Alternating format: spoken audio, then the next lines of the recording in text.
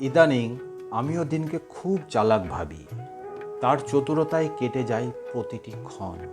কিন্তু সত্যকে অস্বীকার করা যায় না। আমার দৃঢ় বিশ্বাস দিন আসলে সহজ সরল, একেবারেই বোকা হাবাগোবা। আর সন্ধ্যা আমার কল্পনার ঠিক উল্টোটা।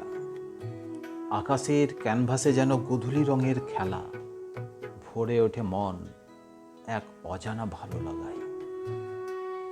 সন্ধ্যা আসলেই ক্ষণিকের সেই অতিথি। কখনো কখনো মনে হয় অমোঘ মায়া, না বলা কথার নিঃশব্দ নীরসতা। তবুও আত্মসমর্পণ করি তার সরলতায়। অনেক বুঝিয়েছি, ফন্দি ফিকিরও এঁটেছি, কিন্তু সন্ধ্যার নীরসতা সস্তানের ঠাঁই দাঁড়িয়ে।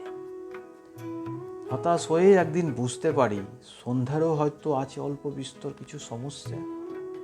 আমরা বোকার দল সেই সন্ধ্যাকে ঠাঁই দিই হৃদয়ের মধ্যিখানে। আর যুগ যুগ ধরে চলছে একই ভুলের পুনরাবৃত্তি। অজান্তেই নীরসতার সাথে খেলছি। নীরসতার এক নিজস্বতা আছে, নিজস্ব সুখও আছে। যেমন কারো সর্বনাশ দেখার মতো সুখ। দণ্ডপ্রতাপ তেজস্বী সূর্যটা, যার প্রখরতায় ছাই হয় দিনের অহংকার, কিন্তু যখনই ঢলে পড়ে পশ্চিমের আকাশে, হার মানে সেই গোধূলি সন্ধ্যার কাছে। আকাশটাও যেন ঈষৎ হেসে ওঠে।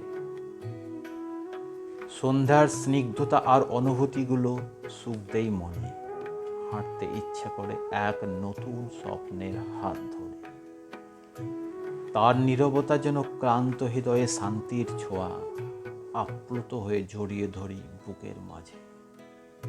ঈর্ষান্বিত কুচুটে দিন সন্ধ্যাকে ঘাড় ধাক্কা দিয়ে বেঘর করে। স্থান, কাল, পাত্র ক্ষণের তোয়াক্কা না করেই।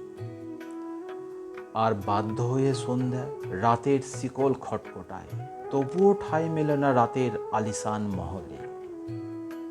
ঈর্ষাপরায়ণ মায়াবী রাত, সেও সন্ধ্যাকে বঞ্চিত রাখে ছোট বড় সব স্বপ্ন দেখা থেকে।